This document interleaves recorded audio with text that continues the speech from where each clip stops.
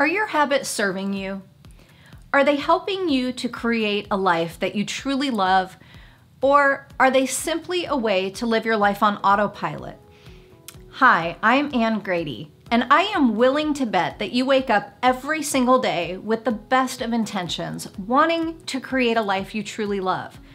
Unfortunately, our brain doesn't rise to the level of our intentions, it falls to the level of our habits.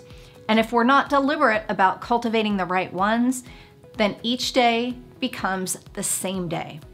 So what is a habit? How do you identify which ones are helping you? And what can you do to develop ones that are going to build your resilience and create a life of purpose on purpose? Well, first, a habit is nothing more than a cognitive shortcut. Your brain will take anything that you repeatedly think, say, or do and convert it into a habit so it doesn't have to work as hard. So try something with me. Cross your arms. All right, now cross them in the opposite direction. Now, I would be willing to bet that the second way was a little more clunky. If you were to cross your arms in that direction every day, eventually that would become a habit as well. So your brain just takes whatever we repeatedly think, say, or do and creates that cognitive shortcut. The first step is to stop and ask yourself, which of those habits are supporting the life that you want, and which ones could be undermining it? Next, we try to take all of our habits and change everything at once. If you've ever set New Year's resolutions, we start the month off, start the new year. I'm going to eat better, be a better friend. I'm going to stop drinking. I'll start doing all of these wonderful things. I'll work out. Halfway through January, you've got a beer in one hand, a cheeseburger in the other. You went to the gym. That hurt. Why would I do that again?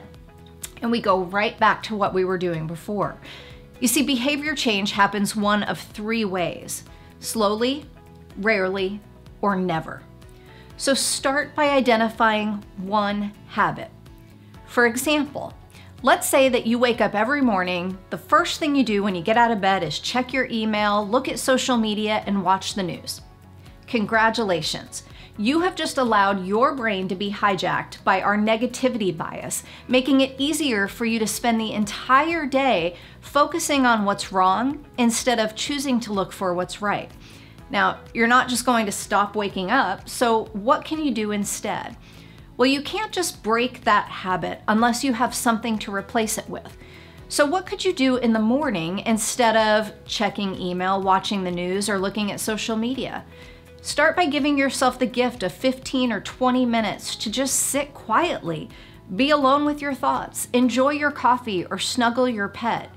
That simple shift in behavior done repeatedly over a long enough period of time is going to cultivate a new habit, one that serves you and makes your day better. Unfortunately, it doesn't take 30 days or 60 days or 90 days to create a new habit. It takes however long your brain takes to lay that new neuro pathway. So what's the easiest way to get started?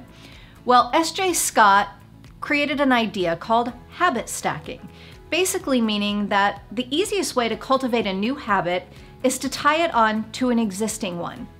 So every day, let's hope you brush your teeth. While you're brushing your teeth, if you want to start a new habit like gratitude, you can start to think of 3 things you are grateful for every single day while you're brushing your teeth. Or let's say you stare at your microwave while it's counting down, and you want to start bringing breath work and meditation and mindfulness into your life.